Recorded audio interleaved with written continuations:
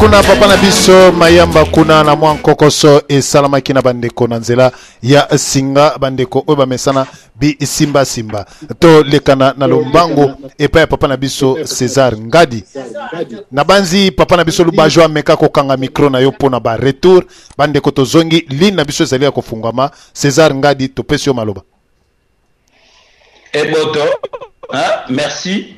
Donc, pour nous répondre, Moutouana, déjà, nous avons permettre à juger l'éducation. Papa n'a pas fait ça, ngai, pas yébiété, a yébindenga na kolate. Donc, nous avons confirmé que, donc, nous avons éducation, il y a malam. Donc, nous avons éducation malam. Et puis, ma camarade a oublié na tinate parce que, nous avons parlé dans la banque d'Isaïe. Mon père n'a jamais travaillé à la banque d'Isaïe. Donc, mon père n'a jamais travaillé à la banque d'Isaïe. Et puis, papa n'a tout na bato, basalana papa na bato, bakola na papa na bato, bison de là, pour discuter. Donc là, on parle na magambo. Nagansi ya mboka na magambo, tolo ba kolabo, nagansi masolo ya papa na ngeza na tina. Et puis, azolo ba masolo faux. Merci. Nabanzi tolekana nano e paya ndeko na biso Général Katamoto Toyokaye na intervention na ye eboto matondo mingi papa DSV vraiment na zubino na moi kati na émission na poko na lelo vraiment elobelia ndeko César Ngadi Azali tellement très monté, Azali très agité, je n'ai évité pourquoi Azali agité. Il y a évité Azali congolais 100% Zaïrois Mboka, alors il faut Azala na Kimia. Ce qui a évité Azali qu'on travaille pour un intérêt, il y a des résistants, des combattants, ou Azali qu'on bunde la Mboka. Motuna liboso na ngena tuna César Ngadi boy. Clé boa. Clé wana lobaka toujours que clé boa. Ezali po kanganani wana motuna liboso. Deuxième question pe question nga ya suka ndeko César Ngadi azali ko travailler pour un intérêt ya ko libérer mboka ou bien azali ko travailler pour un intérêt ya occupation malobo mboka bi matondo. Merci César Ngadi ozana maloba. Merci merci nagasi ezaki général hein général nani Nabanzi général Kawele ozana maloba papa César Ngadi Emenabi muto abenga biso za général Kawele ou bien muto dona pesi kaka bon passer na talagité na pesi merci pour na mituna na naza agité tezali za tempérament na ngai naza agité te so naza agité donc ezala ndenga naza agité tezali ya tempérament na ngai na lubaka club il faut pas se fier na makambo ya ndenga ezaka kikaka to pesa kaka ezaka ndenge wana club waka webi kaka bitumba o mene so ba jeu club donc club donc il faut senga abandon donc ezaka cri de guerre ezana ngote pona okanga na kanga bandeko na club eza mabe donc ngala za partisan non violence club ezana ngoka cri de guerre ezana dit club d'information donc na kangi ba information tout club donc il faut y avoir la place na kangi yango donc tout agent a besoin d'information il faut y avoir la vérité pour les centricage donc il y a un système à club ils en ont ndenga mabete ils en ont ma bitumba teza kaka ba komboka to pesa ka pour attirer ba tia bon pour revenir pour répondre à la question de mususu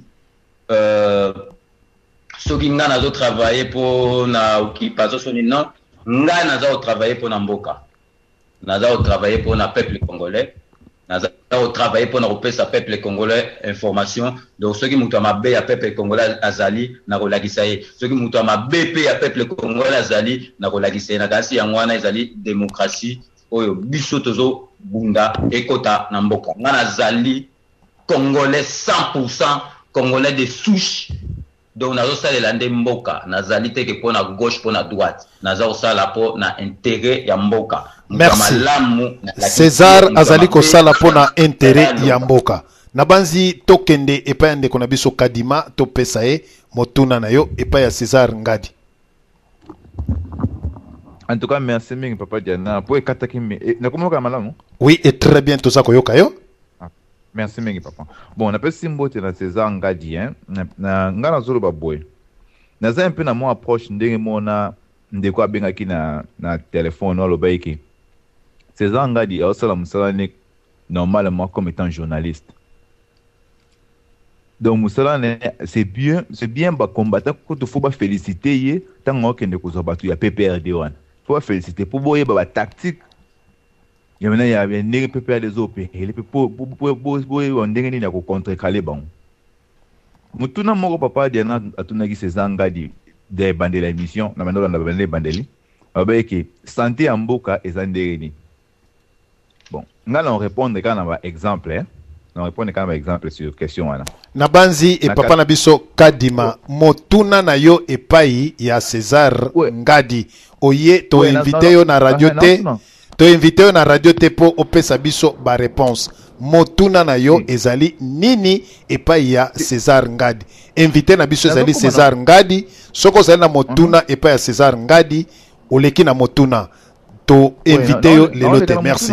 Eza mon observation eza mutune ukoma na selon observation na ngai. Ne na otuna nde César Ngadi question. Na s'adresser na yo te na bande na César Ngadi ne ya ntolo. Avec démocratie, santé en beaucoup de démocratie. Na 83 ba minani ba politicien ba s'organiser ba na grand hôtel. Ba sali ma meeting na bango na ba soda ba kangi bango ba beti bango ba tshi en prison. Na 88 tu sais que dans ça la meeting na e bazu ba sali attentat ba panzi voiture na e ba petit meeting et seulement ba beti na Massas. Na 89 tu sais que d'ailleurs na aéroport aux États-Unis aye nani seul péché ça là que zaika kola ta cravate ala ti cravate aye bazu ba tshi na résidence surveillée mais lelo yo tu sais que la zone normalement na Katanga à côté normalement ba déranger était azongi na Kinshasa ba déranger était démocratie zongi to zongi te peut-être zongi na ndenge ya bato bazomone na te mais je regrette un peu le coup la bato mingi o bazali ki ba DSP na ba ibu maintenant ils s'improvisent combattants bali ko pesa bato ba leçon si ko nga question nga pas César Ngadi des aboy combien ba pour ba combattants ba futaka yo pour nous à la journaliste exclusive ka pour na combattants des questions nga ngwa na banzi papa kadima okotaka na radio tango nyonso tu oyambi ngai bayambi ngai te ozalaka chaque fois na kati na radio esengelaki mituna ana otunaka ya ngai soki tolobi ke yo tuni question ana olandaka radio lokola ba chaîne ya internet combien de fois yo futa na kati na ba radio oyo yo landaka na banzi wana ezali question oyo ngai na koyiko kipe yango te na leki na lombango epai ya ndeko na biso oyo a koteli biso na nzela ya singa ndeko oazali kobenga batu na conférence bolimbisi na ye ameka kobenga batu vraiment na bokebi nyonso tu na banzi na kolekana epai ya papa na biso Roger Mpaka Zamambu topesa ye maloba nde tokei epai ya Kulutu JP Ukanda. Ndeko de stress na zoka na malamu. Na kimia nyonso tu. Ah oui, merci. Na pesi ndeko César Ngadi mbote mingi. Mbota ngempangi. Mbote mpangi ya mungu. Bon, nayebi César na bapara na ye, mais ngai na koti po na poser vraiment nayebi te ce qu'il faut pour na poser question, mais naza na ba observation mi baleto mi sa na kosala. Première observation, ndeko César nakanisi soki okoki koloba na yo kozali congolais 100%, ça c'est évident. Mais il faut yeba que soki tokoti si ba statistique na kati babengi oyo babengi coefficient de corrélation. Mutu akoki kozala na 100% na ye alobi papa maman bazali ba congolais, mais soki conscience sur le Congo, conscience patriotique eza kozanga, donc coefficient wane kopesa 0 to moins 1. Alors à ce moment-là, bomoni bino moko vérité ezali wapi. Donc il ne suffit pas de dire que nazali 100% congolais, batuni pona nini parce que papa na maman bazali. Mais est-ce que vous avez conscience de la patrie? Ce qui est conscience wane ko koki kozala na yo na makila on n'en disconvient pas. On a dit que ceux qui mais ozali. Mais ce qui est conscience patriotique ezalité, alors à ce moment-là, et ça pose problème. Donc je ne dis pas que ça s'applique na yo. Mais il faut corriger parce que na yo ka ngo mingi na ba politiciens congolais au nom nazali 100% ainsi de suite. Et là il faut rester. Alors deuxième observation nangai ezali na niveau ya toujours na cadre la conscience. Nazali ozali na style na vie ya vie na yo. Biso peut na mutu na style de vie na ye. Là on ne peut pas juger. Mais Ndeko César, je crois que par rapport à Ndenge za kotambola lelo, nous aurions dû kozala na souci wana ce qui balé qui na biso ndenge bazako waya awa to meka kopesa ka bango conseil plutôt que to benga bango ba petit na biso ototika bango ndenge wana parce que ndenge na yoka ki moi personnellement je n'ai pas suivi cette vidéo là mais ndenge bazako lo ba petit wana bazako lo ba Kabila omoni biso je crois que à ce moment-là, vous auriez dû intervenir en tant que Mokolo. Parce que vous êtes quand même à niveau de Bangwana à Paris, parmi les références congolaises. Parce que Bélé attaque aux alliés économique, socio-économique, mais Bélé alors ça, c'est aussi un élément qui rentre dans le patriotisme. Ça, c'est la deuxième observation. Troisième observation, ils allaient à un niveau, il y a problème,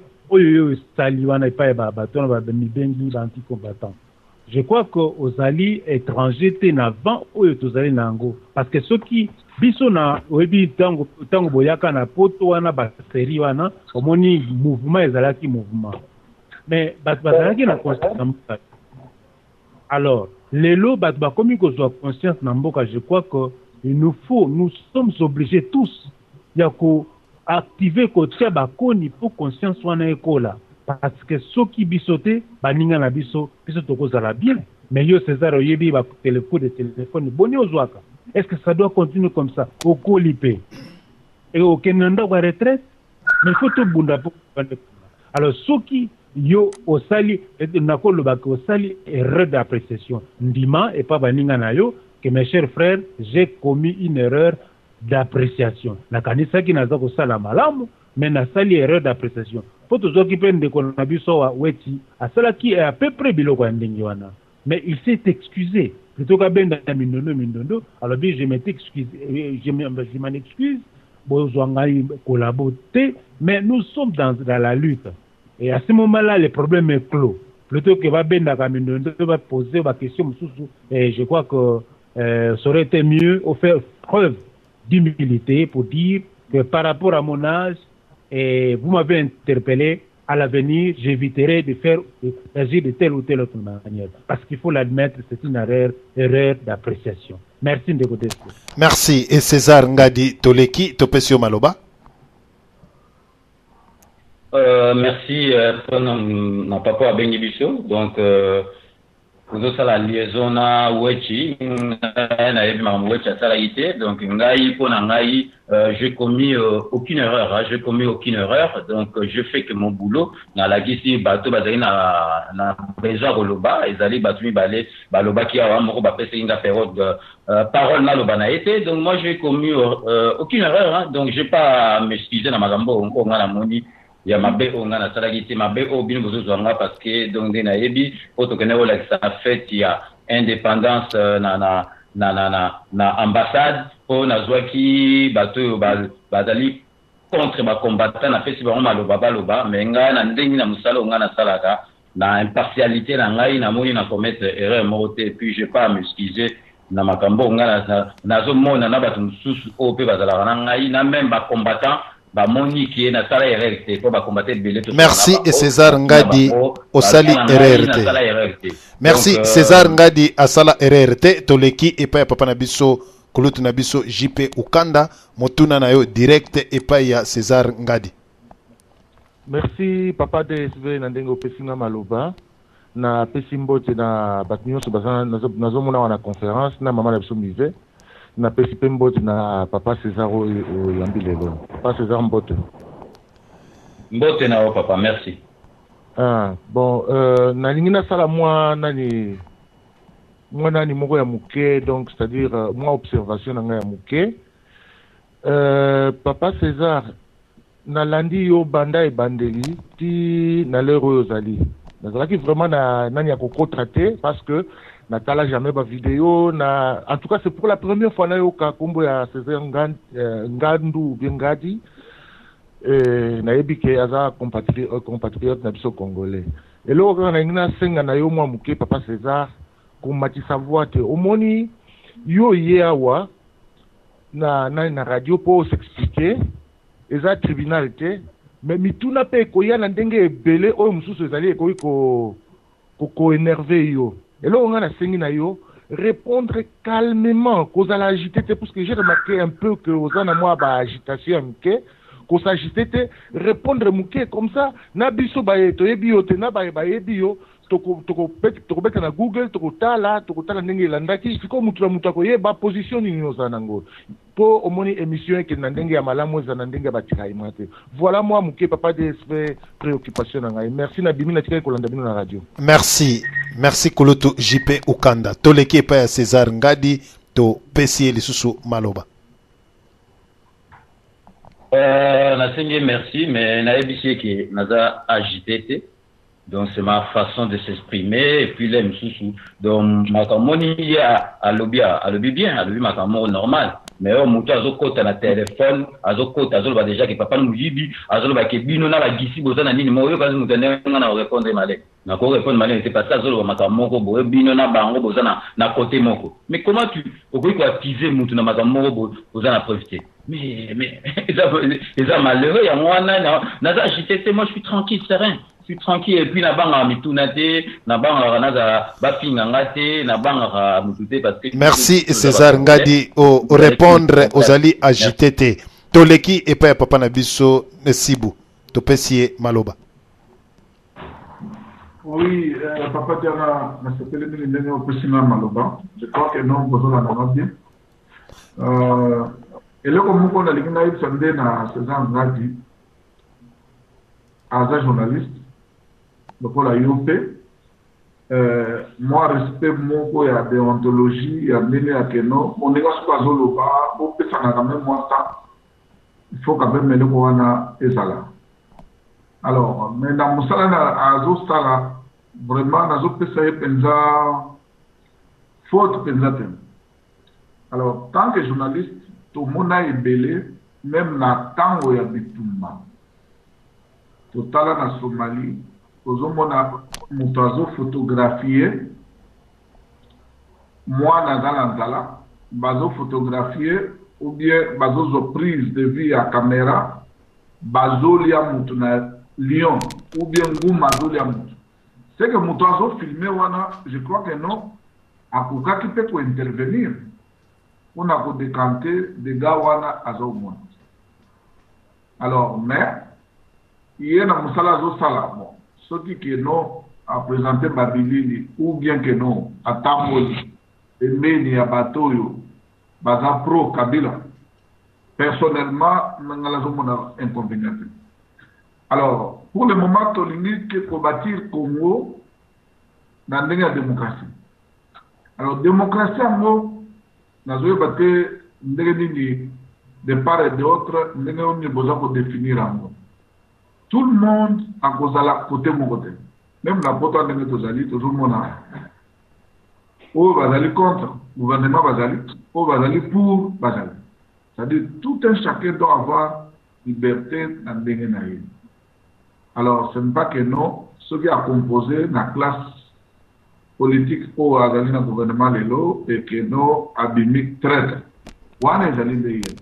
Et on ne peut pas l'imposer que non azalaka na opposition. Opposition fait ça. Au peut gouverner, il faut bazana. Alors, dans le cas il faut qu'il y ait un sens vraiment il y a nini combattant.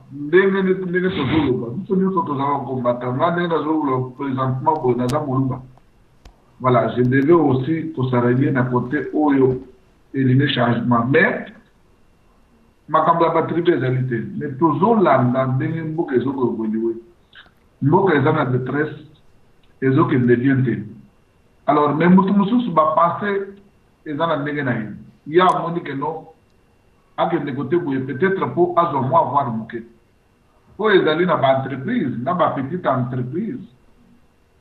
Voilà. Alors, il y a peut-être dans la cadre de la petite entreprise à s'arrêter, dans la batouane pour à mon année, et à besoin quand même, moi avoir, moi pour boire naïe. Alors, je ne trouve pas le mal, il y a que non, tout acquilé, tout tchaïe pour la justice. Je trouve un peu mal. Ce qui est à Salim Moussala naïe, dans la pacha, ça revient qu'à lui-même. Alors, Bissopé, c'est ça combattant. Tout le monde dit que non, où va le gouverner, où va le pouvoir, les lots, parce que dans la bango, c'est la négation. Alors, on peut merci, et merci, Papa Nabiso, Sibu Nabanzi, les mêmes eloko ozali ko répéter yango. Merci na intervention na yo. Tokende epa César Ngadi, olobini na oyondeko alobi. Merci. naloba nini bon bino mo bomoni donc tozosa émission bomoni ke donc ye azotala démocratie na ndenge pe ndenge mosusu eza pe bato na mutu aza na point de vue na ye nasenyeka merci na raisonnement na ye ndenge azo raisonner donc ezali contraire na masolo nini. Moi je suis pas là pour mutu alobi o ndenge wecha lekaki asenga pardon. Moi je suis pas là venu ici pour amadouer les gens ou bien faire du lèche-botte ou bien asenga pardon parce que merci. Nabanzi César Motuna ezalaki Motuna ezalaki wanate Motuna ezalaki wanate na olekisa combattant soki anti-combattant baye balobi ki tosali mabe tokoloba baloba so baza na message César Ngadi Nabanzi soki na pesio maloba pe naza kozwa pesaka ngai pe maloba Motuna oyo ndeko atunaki yo ezalaki wanate nde nayebisaki yo kaka o répondre na ndenge ndeko a apprécier alobi epai na yo kotuna ko apprécier ezali kosala discours.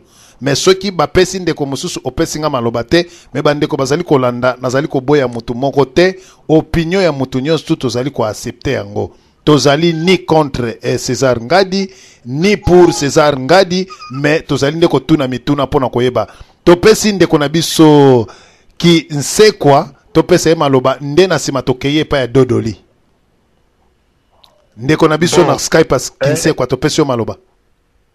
Ok, ezali ngai combattant Krokwa Luozi. Est-ce que naza koyokama? Na kimia nyonso tu. Ok, naza na ba question moko boye na tuna papa César Ngadi. Première question ezali apesa biso tendance politique na ye parce que toyebi ka tant que journaliste, ba journaliste bazala ou bien pour ou bien contre le pouvoir en place. Ye azali pour ou contre Hippolyte Kanambe alias Joseph Kabila. Voilà première question. Deuxième question. Amoni ndenge nini azali pour ou contre ndenge to boyi ba concert awa na poto. Troisième question. Pourquoi pas alukaki ba tête d'affiche ya PPRD a posé ba question ole akene ko luka ba voyou moko boye obiso to yebi ka baza ba brigand a posé ba question a opposé bako contre biso. Merci. Tosukana wana papa. Quatrième question bomba yango pambate bandeko bazali belé ndeko akoye ko répondre nyos toute mutu yango ordinateur ndenge nini César Ngadi Nabanzi Olandi ndeko topesio maloba. Merci Boto.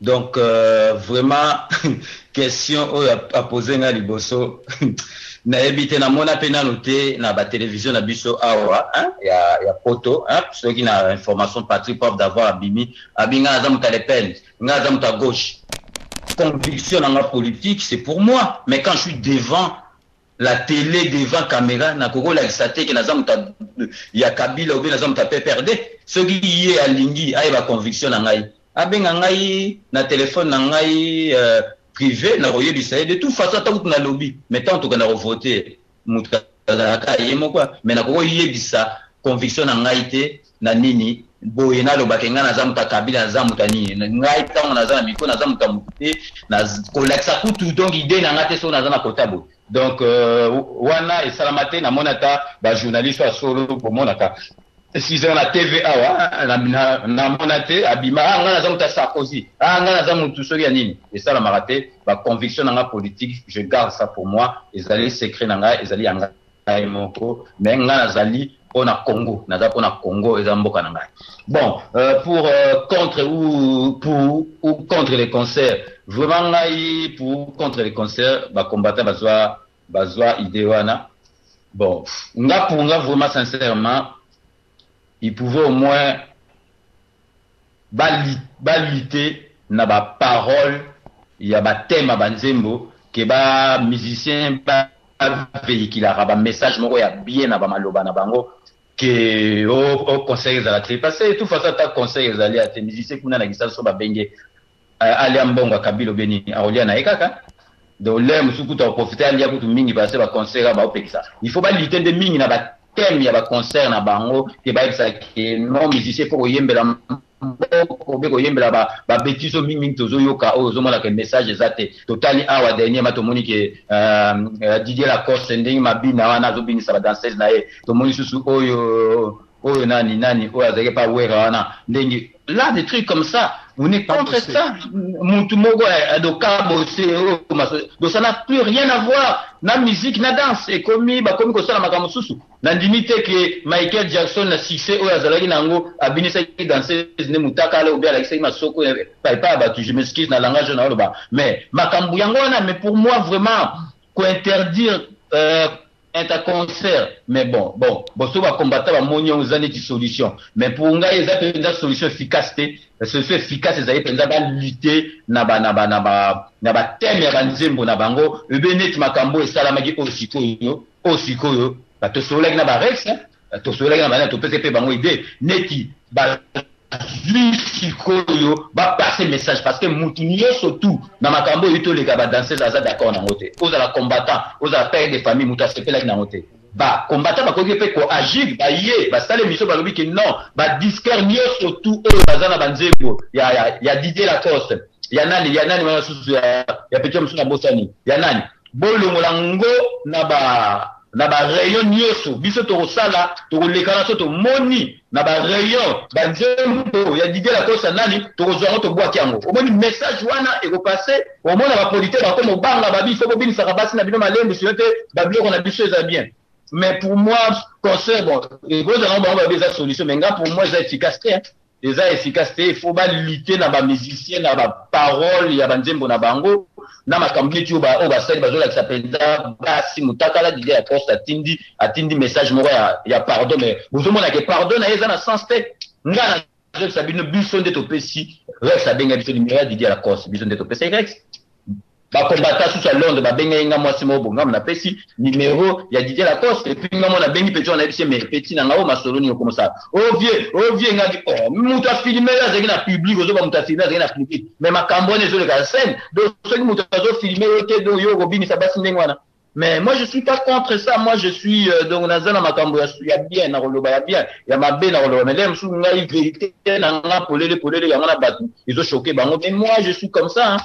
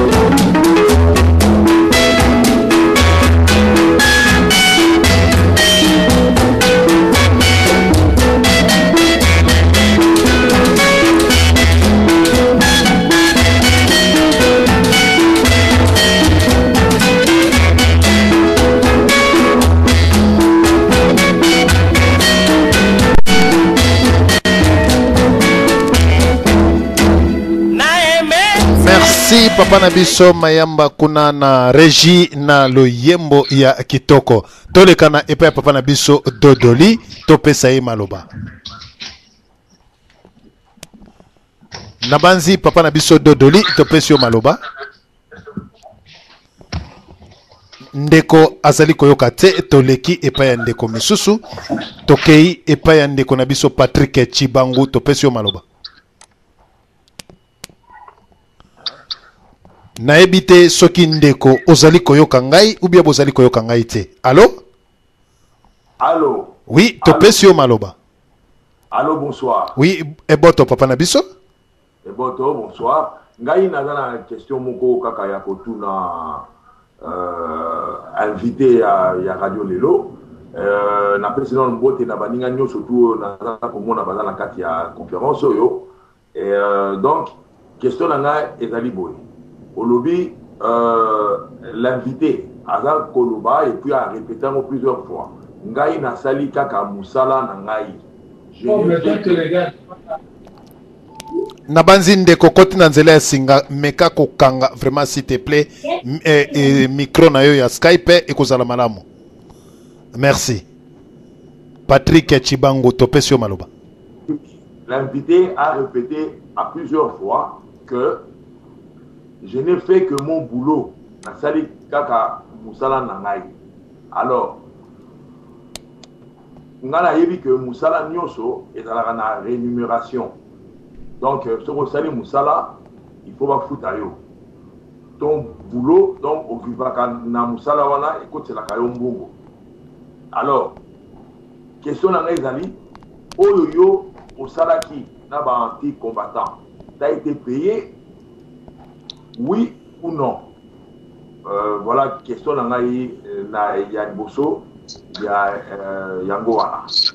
Et na ngaki, na tu na ye, lisusu, que, en tant que Congolais. Nabanzi papa nabiso Patrick Chibango mwa bolimbi si pambate ndeko akatana kina nzela ya singa. Nabanzi tuna motuna na yo ndenge osili kotuna César Ngadi.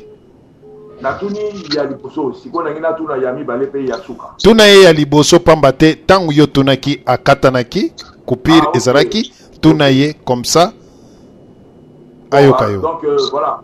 Question à l'invité Ezali parce que en répétant plusieurs fois au cours de l'émission que je n'ai fait que mon boulot, je n'ai fait que mon travail de journaliste. Alors on a dit que tout travail, un boulot est dans la rémunération. Alors si on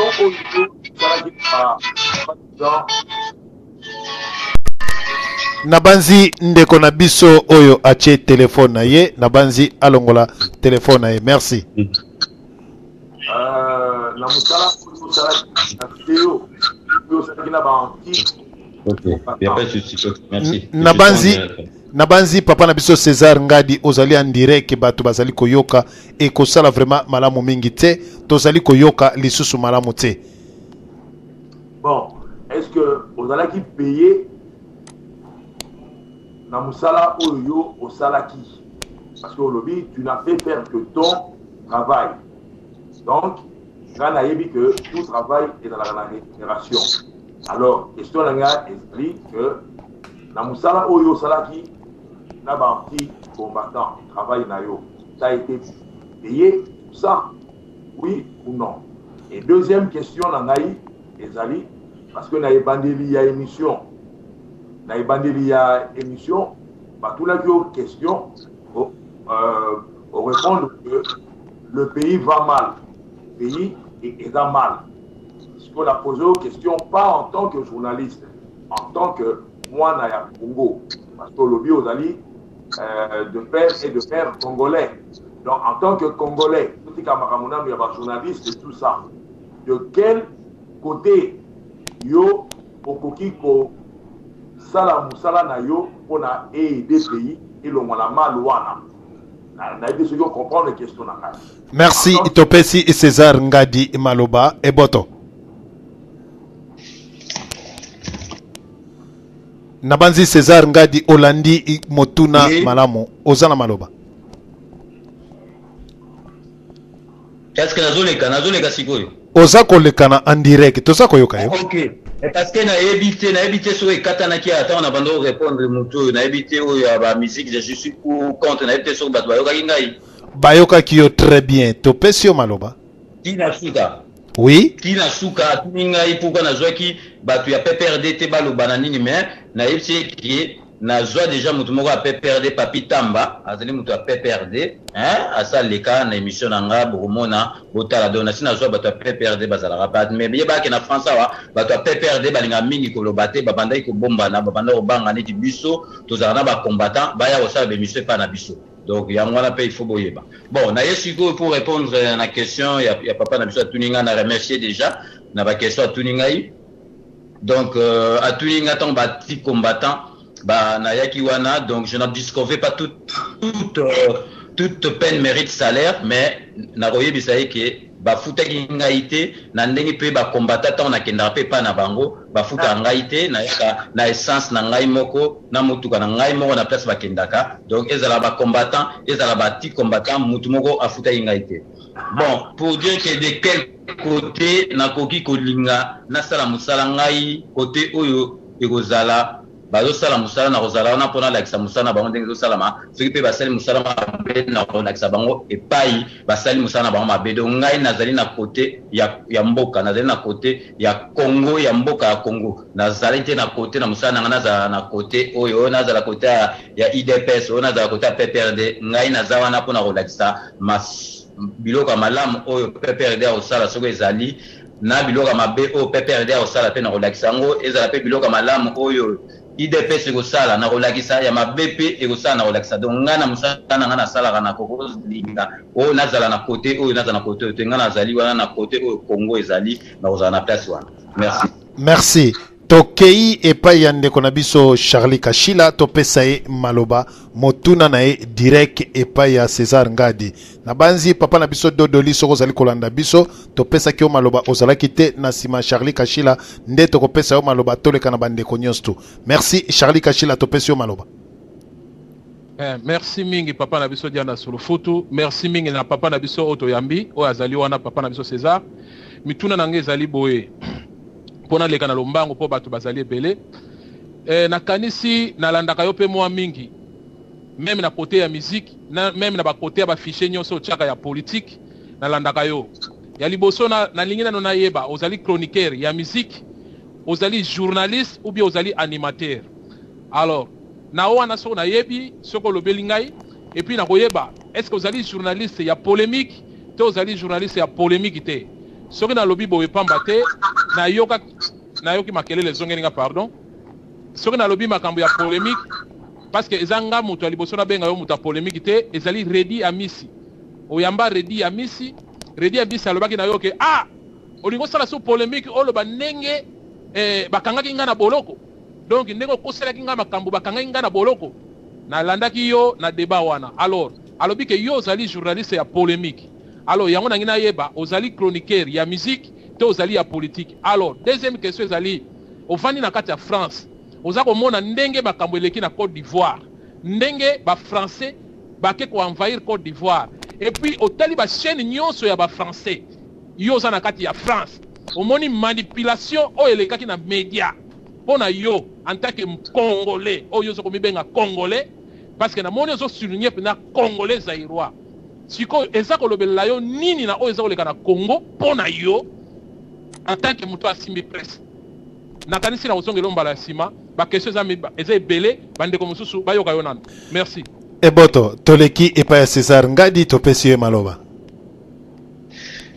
Eboto donc merci beaucoup na la question papa wa pesinga omoni question mutu apesi ba question mo kitoko nazo matsa tonte naza agité donc pour moto mosusu wa koti aza oloba makamoko donc ye akanisa leki batu na amour patriotique mboka aloba na makamoko ezanga tina donc jamais na kotika baloba papa wa koti a posé la question bien même si c'est des questions pertinentes donc ils ont la question donc j'ai l'habitude de répondre alobi nanga déjà donc nazali nani soki chronique nga na oyebisa ye nazali Mopanzi Sango a traduit en gros aux États-Unis, a traduit en anglais, sur Azali na France, a traduit en français, Nazali Mopanzi Sango.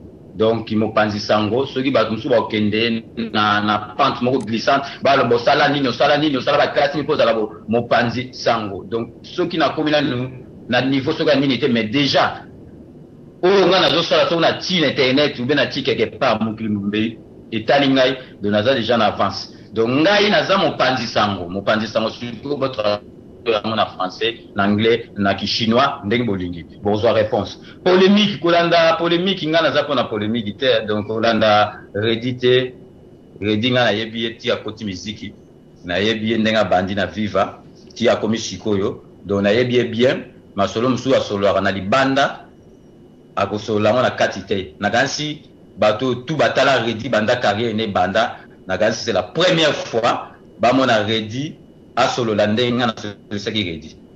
Donc ceux qui bato baza conscient, bato batala interview wana ngai na redi, ba découvrir que loko mususu na redi parce que moi je connais bien redi. Donc nazam ta polémique té na yebi place ni na retoucher redi pour a dévier a rolobalika moko bomenga mo na yebi ke redi azabo. Donc nakasi bato tout batala ben interview a redi banda musique nakasi oyanga wana nakasi pe mutu akosala ngo kaka na redi ezanga parce que na yebi redi.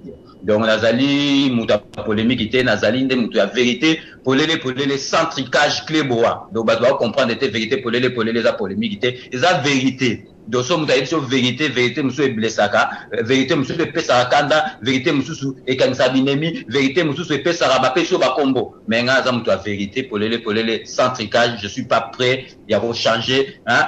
Donc on a continué kaka na vérité na ngande na lobara. Donc polémique ça n'a rien à voir parce que ngana tindaka ba musicien ba lobate ceux qui le musicien à lobby bo aka lobby bo ezanga na tinda bango te ba mission tunga na sana ba musicien ezala ya polémique te. Donc ngai na zali nde na kobimisa vérité eloko e bombana na sima hein na oyo abimisi vérité ndenge bomona ki masolo a Kofi tant bando ba ko feza na makambo bat bando mona nit makambo za lukuta makambo za solo bo mona ke vérité polele et kendaki kozwa avocat Kofi a mundele ata Kofi ata batu na ye bazaki nga mabete po bandima kiteke avocat na oloba ezandi to mona avocat ya deska ndinga zo koloba na zwaye to chawana avocat a lobby makambo surtout Kofi azalaki nango do wana za vérité polele merci vérité polele merci ça neti à lobby makambo ya média pour na Côte d'Ivoire ndeni France salama ko moni ba pays na biso tokozala na égalité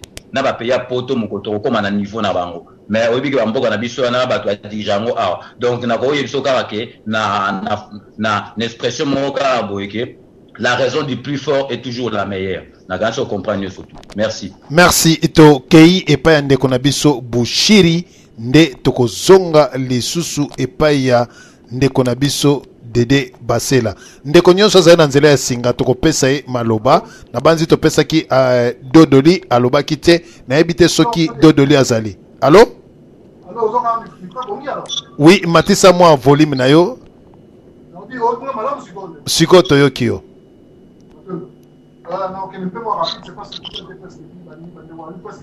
Ndeko tozali koyoka yo na semingi meka komatisa voix toza koyoka yo na banzi papa na biso César meka kokanga micro toyoka ndeko malamu merci.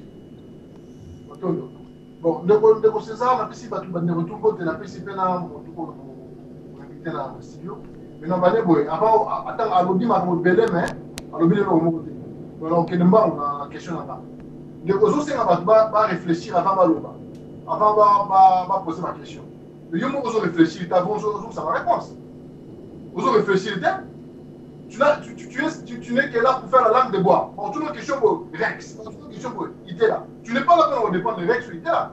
Aux gens là pour se défendre, pour dire que ça collabore. Et tu défends toi alors. Tu te aux gang là où tu cries de toute façon, bah il que dans nos amis. Question par exemple. Nous devons tenir une question à côté je crois pour la première Moutaliboso pour Moutali Balé. Pour la retour il a parlé de ma occupation allemande. Il a parlé d'occupation tout conso, occupation allemande, mais à Congo, ils ont un mot. Qu'est-ce qu'on entend parler par occupation? Occupation à la Guissini. Question de Bossama. Question de les Aliboué. Des Colombiboé. Balé qui ont eu balé qui ont eu en France. Par exemple, balé qui a mon boulot. Et puis, balé qui a mon boulot, n'est-ce pas que balé qui a eu pour lui poser mon boulot, pour lui, tu as un journaliste qui a eu information. N'est-ce pas que là, il y a une source. Il y a un boulot. Il y a qui coach anti-combattant contre les combattants pour pas pour dire ça. Dans mon boulot, on va me mettre à Guillaume. On a reçu ça. Batuyo santé ya Congo. Batuyo santé ya Congo zanengi. On répond de leur remonter. On dit qu'on expliquer Batuyo qui est l'année 71. Année Zaki tout ça. Il n'y a pas mon qui n'est sur la. Aux alliés journalistes c'était. Pas bien avoir journaliste c'était. Pas bien avoir des moutons ma polémique ou ça ma polémique d'ailleurs. Donc ceux qui ont invité Moutou. Dites pas que vérité pour les ça a raté. Pour vérité ensuite sur les lots au Ligo merci to pesi César Ngadi Maloba nabanzi César Ngadi to pesi yo Maloba soko zali koyoka biso nakangaki size nakangaki micro na bosani kozongisango nasengi merci na papo a posé la question na ye mais na royebisaka ke nga naza wana soki moto a posé question nazo répondre na kimi ba question te nazo répondre donc ndenge ba répondre à la question si appréciation na ye moto aoye baso na répondre te mais en tout cas ngai mona mona kenanu vraiment na kimi question moko te bon donc eza mabete ndenge azolo ba kenazolo ba ceux qui ba tuninga na sai mais nazo sala ka allusion na ko ba mabe na ko kumisa peke na lobi pe likambo na sala allusion so makamba combattant na tangi kombo ya Martin Sali na tangi likambo Rex na tangi mato likambo Pierrot itela ça c'est pour na ngai ezali exemple ya ki combattant oyo nga nazo mona ezana masolo ya bien na mutu nazali na lobi makamba bébé ce qui est exemple ya ba Pierrot ya ba Rex ya ba Martin Sali ezo gêné bon wana ya skizenga mengai nazali muta vérité pole na zolo bango na ndenga na solo laka na Pierrot itela Rex Kazadi Martin Sali na mona ba combattant o bango bazana yango bazo boule masolo na ndenge mususu wana do na kolongola ngote donc o ya lobi na nga soki na mboka soki ngai na mboka soki occupation ya mboka mais occupation ngo ya mboka yesu kazolanda pe occupation ya mboka occupation ya mboka to le bande makambeza occupation ya mboka ndenge to yoka kaka donc de Kabila Rwandais Kabila za étranger il faut longwa kuna congolais aya bonabo ndenge to zoloba metolo ba occupation ndenge to mona ki na ba poto to so ndenge nini biso tutu yebi ke ndenge to zoyoka Kabila Rwandais allez aza étranger a kota kuna be mais sikoyo biso sikoyo ye Kabila ngotanga longwa abima libanda ya bima na statuni abima babenga ga yeka président de la république ya pa ya mboka na biso docteur ngwana na ba baliverne wana to sala tout ceux qui combat ya ba combattre zali ke Kabila soki azo sala bete Kabila nde ba bika dégager to kota na masolo mike miteke soki oboye ki paso bi olingana lobani do olingana lobake mboka ngo eza bien mboka ngo eza kitoko na ngo yebite mboka eza bien te. Mais non, mais il ne faut pas vouloir botinda ngana lo baba makamoko boyo donc bino mo boye bindenge zali et puis ya robenga ngai ngana za soki mutu ya mobulu soki mutu ya mobulu yesi base de quoi zo banga mutu ya mobulu ya yebi ngai ayebi ngai ke na za mutu ya mobulu soki ni bazoki mutu ya mobulu bona bomé avant juger mutu faut yeba ye do ezaka bien te que va na sur internet au koti à la radio du solo zo lo banokaka ozo utiliser ba vocabulaire moko boye ya do poka donc lo baka pona mutu wana. Merci et César Ngadi tokende epa ya ndeko misusu tokende epa ya ndeko misusu topesa Dede Basela to pesio Maloba eboto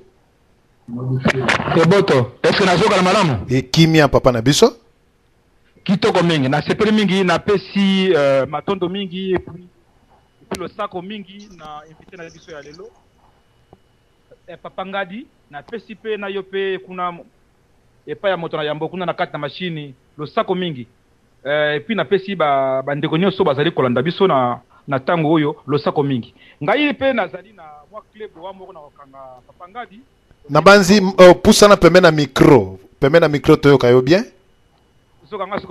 Oui. Ok.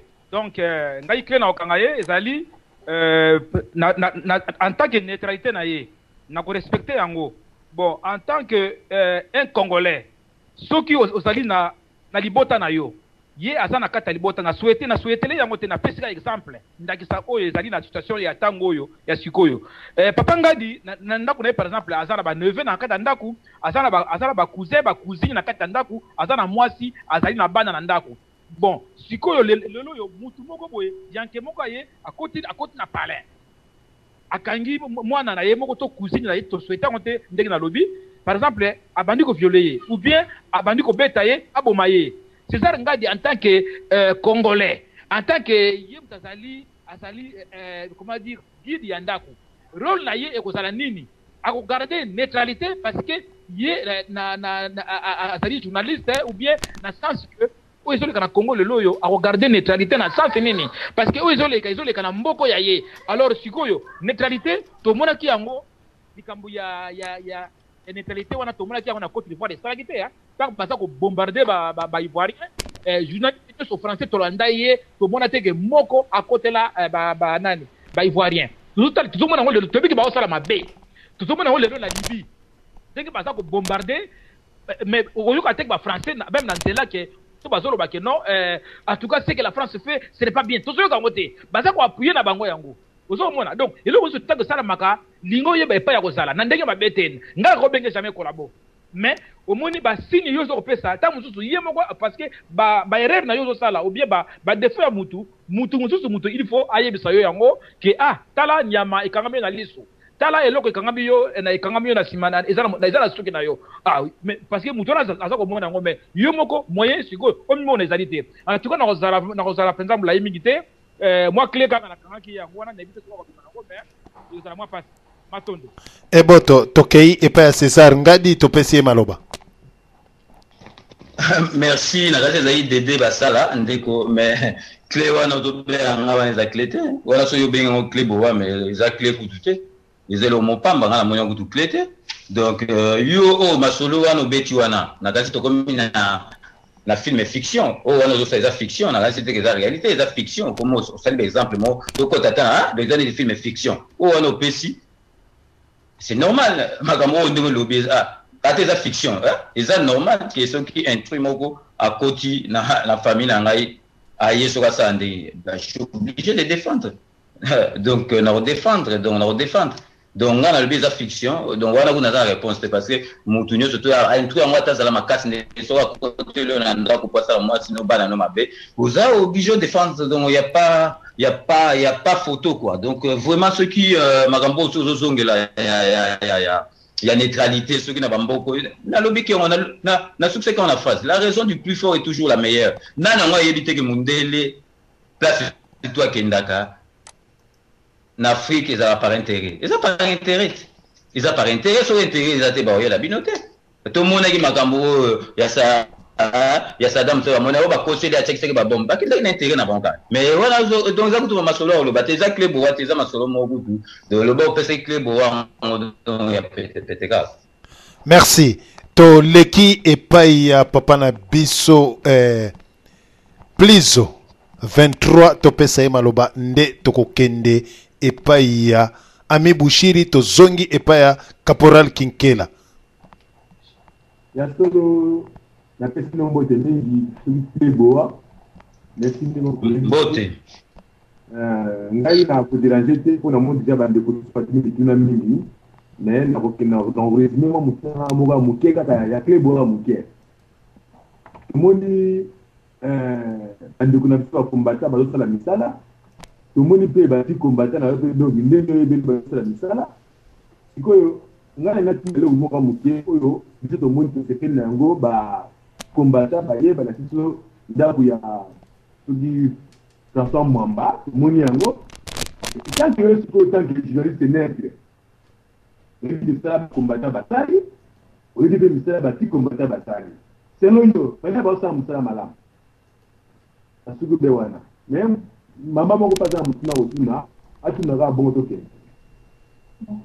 alors la petite nombre de ngana combattant te mesalenga pasi tanda mona César Ngadi ataki bantu combattant pour soki vraiment dali mobali wa dini na ndoto mama maramba do sala biso mama na kitu kuna akokaki même pour réagir bongo te azwa batala atia bango pour ngai bana mbali wana zo considérer bango comme babandi mama ya tiaki wana ekala inga pasi mingi pona milito tozoluka liti ya Congo yake na kotia susu bâtiment baza ko détruire tandis que mama na ebana na eba isera na eba ko lala bango ko violer bango na modèle eza mabe donc ndenge ezali wana aza na parti pris oyo asalaki wana vraiment alimbisanga na condamné te mais eza mabe donc asala yango lisusu te po ezali mabe atia na propre na ye ke eza lelo to mama na ye to leki na ye basali mamu baosala kivu ye vraiment aconsidéré yango ndenge nini en tout cas nasengi atia yango lisusu makambo wana te eza kitoko te. Merci. Nabanzi Yamboto Kende et pas papa Nabiso César to PC Maloba. To zona ndeko moko na nzela ya téléphone. Allô? Allô? Oui. Oh, bonjour Diane. Oui, bonjour. To PC Maloba soko zali kolanda biso? Oui, nazo landa bino nabengi pona Allô? Oui, to zali kolanda yo en direct ya Radio Lisolo. Oh. OK. Bon, nabengi kombo nanga ani nabengi na Canada. Napesi bino na mbote nazaki kolanda mission banda ebandeli nde nabengi po ngape na loba ona Monique na koki loba. Bon, nabosani na kombo frère ngona ni César, hein? Kombo ne César. Oui. Napesi mbote nazolanda onengi ozoloba papa eza radio. Il faut répondre à Batou, zala poser. Ndenge ozo répondre Batou. Aussi ça souffle, te garder souffle na yo. Pour Batou baza ebele, ba question pesé belé, même ngandeng na ya, on a poser une question moko mais na kozonga. Na landa ki ndenge obandeki koloba ne bandela émission. Ndenge olobaki ke bana wana basomba ba arme na France, oyebi bango, ebi ba para na bango. Soki ozaki mutaka pilate, okoki jamais koyeba makambo wana. Donc ndenge ozaki koloba pona nga ndenge na moni ndenge musu na ngezo salela tozaka médecin na poto tozana l'Afrique kuna te na banzala tozana poto oza mutaka bila wana nga na ye na confirmango pe na ba réponse na ndenge ozo pesa yeba pe que ozo répondre ba mikolo donc bato bazo poser ba question ebi ba muti répondre bien mais makambo lwa ki pona bana wana nga na lobi ki oza mutaka bila donc comme on a ope César rendre à César ce qui est à César. Donc na robenga lisusu na tiki bino me na robenga. Merci. Nabanzi iwana ezali motuna ya ndeko mama to pesa César Ngadi Maloba à répondre. Merci. Merci Eboto. Donc na banana na maman wa suka kwa yeye mtaposer à suka. Donc pour la maman souffler abanga na été moi je fais des émissions à la radio pendant 8 heures du temps continue à répondre bateau. Donc souffle écoute donc eza ta celui to ko konye kuta tati minute dans problème té.